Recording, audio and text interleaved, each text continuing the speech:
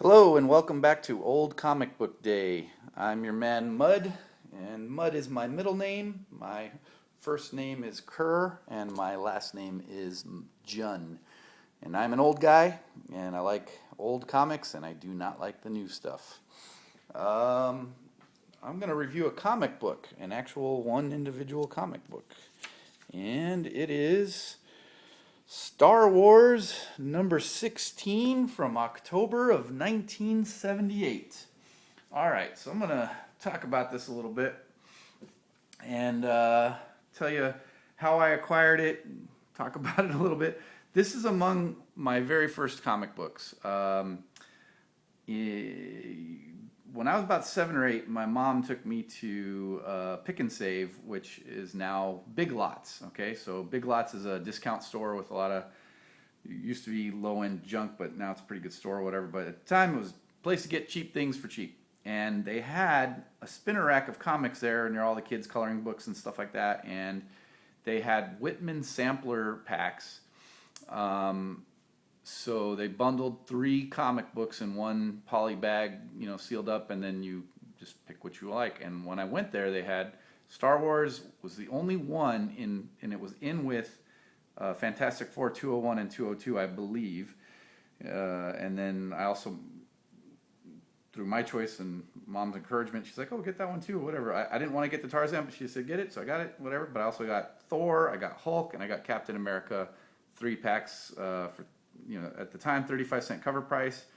I'm sure they were sold for maybe $1 or something, or even 50 cents. I don't know how much, but the way you can tell it's a reprint is right here. This is not a barcode. This is just blank, and this is among my more beat up comics. And it's funny because all the other comics that I got with this, which is, let's see, like 15 different comics, none of them are beat up like this, and I can't quite remember why. And maybe it's because I pulled it out a lot more because I want, Star Wars was such a big deal, and I wanted to show my friends, or who knows what. I really don't know. Maybe it got thrown into a toy box, but believe me, my other ones are still in good condition, like 8s and stuff like that. But this is like a 3, 2, I don't know. The cover's all mangled. The cover was coming off at some point when I was a kid. I put tape on it. Sorry, everybody out there, but hey, the cover was going to come off, and that was what a 8, 9, or 10-year-old kid would do. And so I taped it where where it was separating. The cover was separating from the stapler here and here. So and it goes on to the backside as well. So anyway, I committed a crime against all preservation and humanity and whatnot.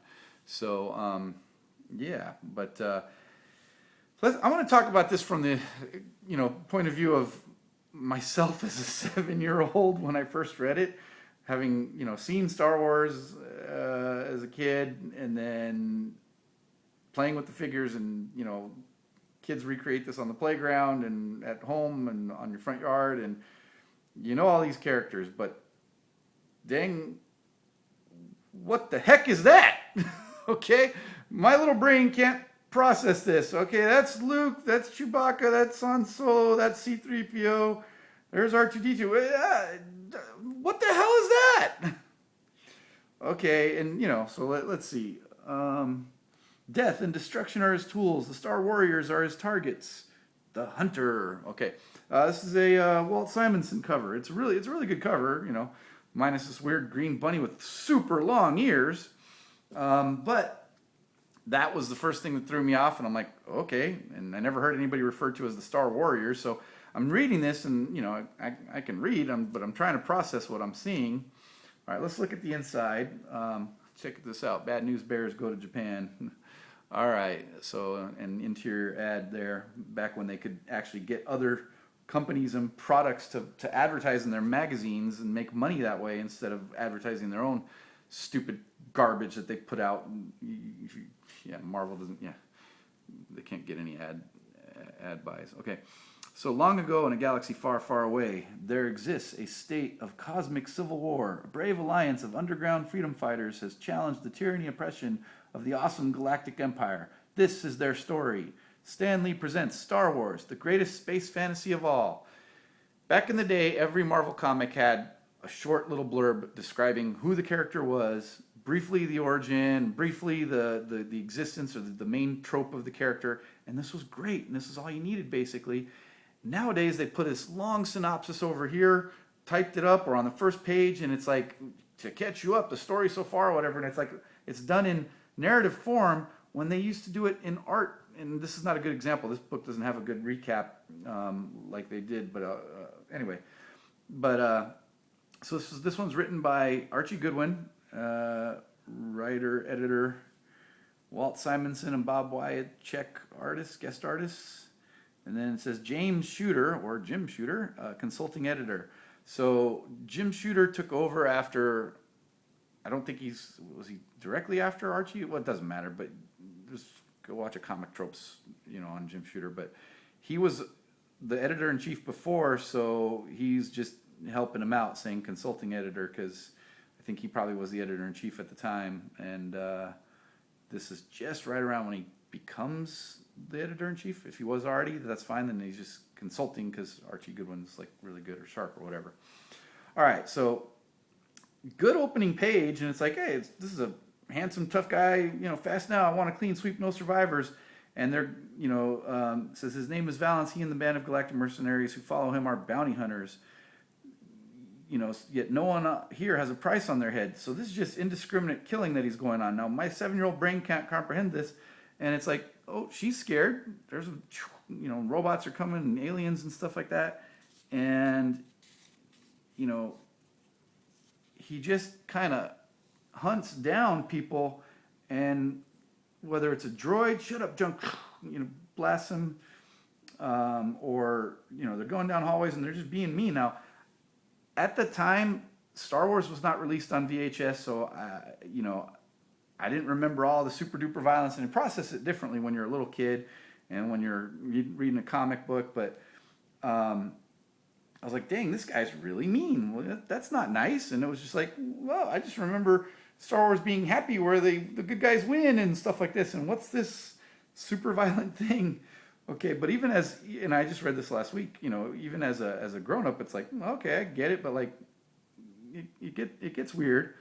So they run around and go elsewhere as one by one the inpatient bays are invaded. A sick old man lost in delirium speaks to shadows within his mind. You bring my lightsaber? Good then. Don Juan Quixote is ready. Ready to fight again, Han Solo. What a team we were. Your Wookiee friend, the lovely Amazia, Jackson, the Lepus Carnivorous, that's the green bunny, and of course the boy and his droid. Okay, so you heard what he said? Okay, now this sets these bounty hunters off on a mission to go find who they think is supposed to be Luke Skywalker. And they want to either get the bounty on his head or kill him or what. Yeah, there's a large bounty. So they're going to try and find Luke and the droid. So here I am, 7 years old, and I reread it when I was 8, 9, 10, 11, and even in my teens, after I could reconcile all the movies and understand what was going on. But it's like, this just made no sense to my 7, 8-year-old brain. Where's Luke Skywalker? Where's Han Solo? Where's anybody? And they're just not in here. So let's see.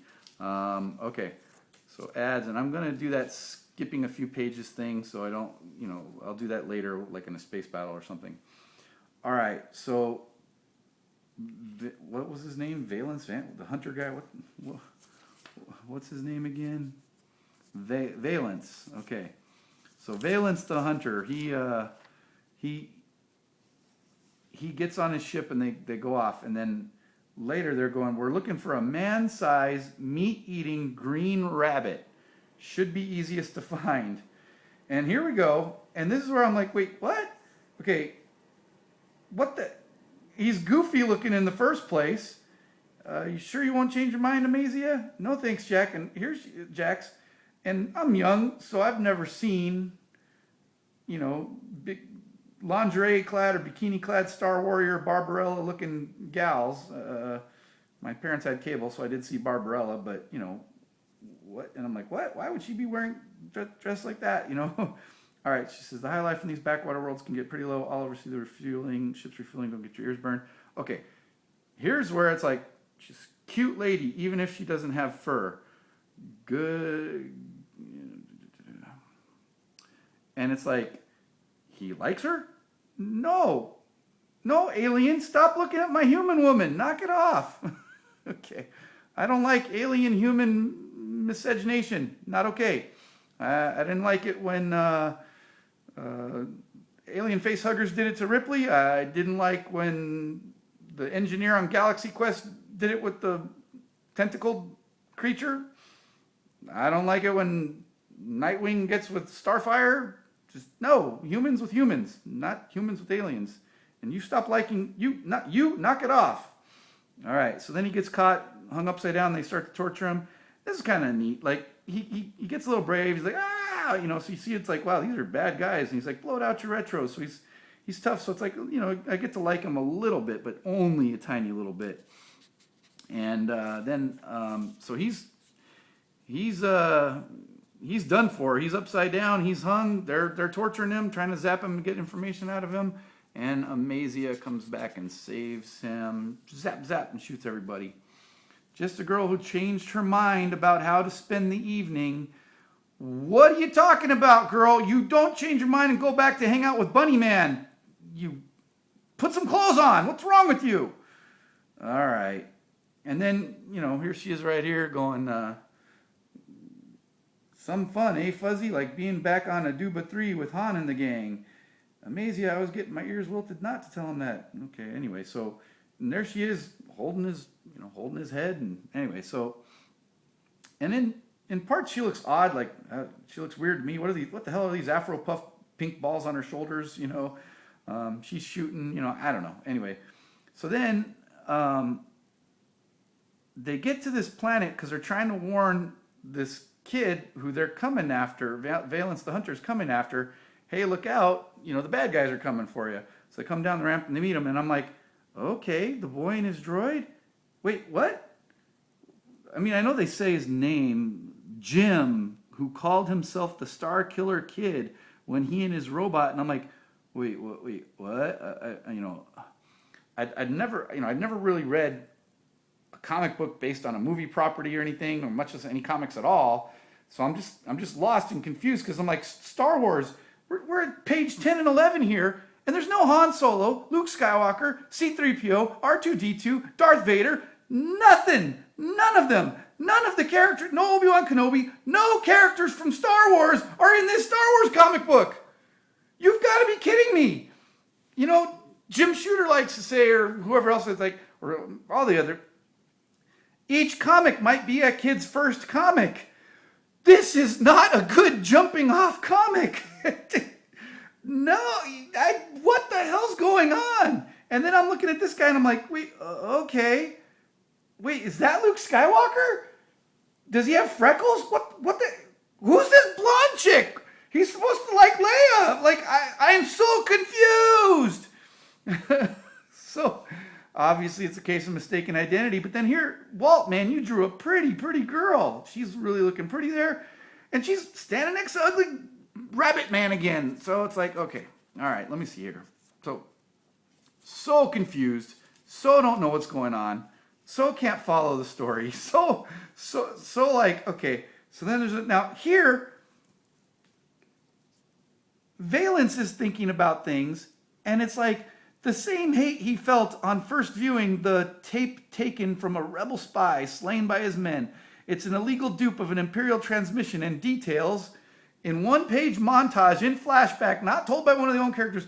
Here's Star Wars, but I didn't even understand like internal monologues and flashbacks and the graphic representation of what somebody's thinking about. So I'm like, well, okay, but like my confusion continues because like white clothes, long goofy 70s haircut, which apparently this guy has long goofy-ish hair. So wait, is this guy with the goofy hat and goggles, is that Luke Skywalker? Like, so they're not drawn that differently, and I'm like so confused. And it's like, this is all I get. None of them talking, none of them saying anything. No action is happening. They are not in this story at all. They're not in the whole Star Wars cast, other than this flashback. It's not even a flashback. He's remembering an Imperial transmission that an illegal dupe of an Imperial transmission that he heard. Escape of Leia from the Death Star, whatever, blah, blah, blah. Okay. Boy and droids. Wow. Okay. They're not in this comic book. Star Wars number 16 with no Star Wars characters in it. Now, I know you got to do something. This is 1978. It's immediately after Star Wars was released. It's licensed. They have no idea what's happening in the next one and everything. But I'm not going to give that much, I'm not going to be that much of an apologist for this, because this is the only Star Wars comic book I'd ever read to that date. And the next one I read was Star Wars Dark Empire, put out by Dark Horse. So even to this day, I've never read a single Star Wars comic book outside of this one. All right, so I'm going to skip or cover up or whatever. Let's see. I don't know. They're okay, just space chase battle, whatever. Let's see what else. So, like I said, I was just trying to skip some pages. So they finally make it to. I think they get away from them, and they finally make it. The bad guys make it to the planet where they all are, and there you go. They're zapping. Now they're in a land battle, and it's like, here's not Luke, but kind of Luke, and I'm like, okay. And sorry, slide that over. So, he's hiding in the tall grass. Yeah, just pray Jim and his volunteers. And I'm like, also confused, Jimm, as a 7-year-old. It's like, why is it spelled like that?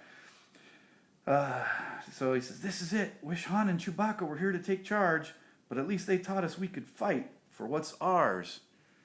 Let's see how well we learned. Blam. And he scares some banthas to stampede or whatever. So I'm like, okay, wait, well, where's Han and Chewbacca? Don't say it. Anyway, and then they scare away the bad guys. There's Valence. He runs away. Again, good drawing there, Walt Simonson. She's pretty. But again, why are her and the bunny partner sidekicks with each other? Sort of weird. All right, and then I guess he has to run off. Oh, and by the way, old bullpen bulletins, great stuff. I did read these when I was 7, 8, 9, rereading them many times over again, and was like, hey, I want to see, I'd love to see who are the invaders. They look pretty cool, and definitely want to see Iron Man. And he was in Fantastic Four 201 that I had. So anyway, finally we get it, and I guess I figured it out maybe when I was 7 or whatever. Captain Valence, correct? Okay, even if it ain't, we want answers. Like, how come you're after our pal Jim's hide? You're the boy who fought in Han Solo's group here? But you're not the one on the Death Star transmission tape. I don't even know what that is. And it's like, other than the freckles, it's like a Luke doppelganger, and Mike, I'm so confused. And it's like, why are you wearing your underwear? What the heck's wrong with you? Put on some clothes. You're a farmer? Farmers don't wear underwear. They wear pants. Anyway, so, okay, mistaken identity. Sorry, I'm out of here. I won't, or he does blast at him, I guess. That's kind of mean. So again, this guy's mean. So reflexes send them diving out of the main blast. So he's really mean. He hates droids. And they get away. Okay. Now this is this is my sentiments exactly. Both at age 7 and 8 and 9 and 10 when I read this, as a teenager when I read it again, and even now as an old man. He says, I'm not sure what happened, but it seems to be over. Yeah, thankfully. This is the last page of the comic. And then in the cockpit, you see him there, and then it's like, he's in a terrible secret it is for a robot hater. He compulsively claws at his face, and living with the fact that at the Telos 4 medical station, half his body was replaced by cybernetic parts. Terrible for being a cyborg, only makes Vance more determined that the hunt shall go on. And now it's like, well, he was always drawn pretty darn handsome, and now I'm like a little bit sympathetic for him. It's like, poor man, he's part robot or something. Poor guy. So anyway,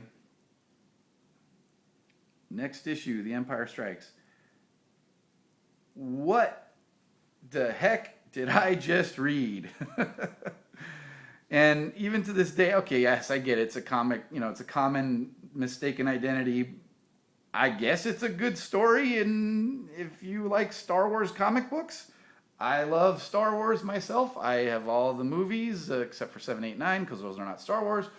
I have read the Timothy Zahn novels and all the first Bantam Spectra novels that they put out in 91, 92, 93, 94, 5, 6, whatever. I got all the first edition hardcovers of those. Got many of the illustrated, big coffee table books and stuff like that. Just never was a Star Wars comic collector. So, yeah, totally bizarre. And because I have not read Star Wars 1 through 15 or 17 through 100 or whatever they ended on, I have no idea if this is all part of the greater good tapestry of Star Wars. So, for you fans out there, my apologies. It's not my thing. I love this as an oddity of my collection of just again, what the heck did I read? Star Wars without any Star Wars characters in it. Nowhere near the story. Oh, and another thing, all these pages of comics, okay, so I guess they count them with the ads or whatever, but let's see. What page do we end on?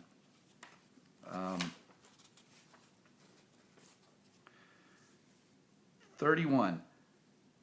So probably a 20-odd page comic. Talk about your major faux pas, your major mistake. They cut out a normal common trope of every comic book ever. They didn't cut away and say, meanwhile, back on the planet XYZ, meanwhile, in the Millennium Falcon, meanwhile, on the Blockade Runner Tantive 6 or 4, whatever. All they had to do was cut away to Han, to Leia, to Chewbacca to show the story and what's going on with them. That might have been something, but they're not even in the book at all. Wow. This is like a never been done before, ever. In Spectacular Spider-Man, you cut away to Robbie Robertson on the city desk and J. Jonah Jameson and Betty whatever. How did this happen? And yes, and how did Jim Shooter let it go? Don't give that much deference to Archie. Go, Archie, buddy, cut back into Luke or Leia. There's no Luke. This is called Star Wars, and there's no people from Star Wars in there. All right. Thanks for listening to this first rant review, I guess you could call it. It's just I had fun. I hope you did too. Interesting issue. Yeah, so had fun reviewing it. Thanks very much for watching. Have a good day.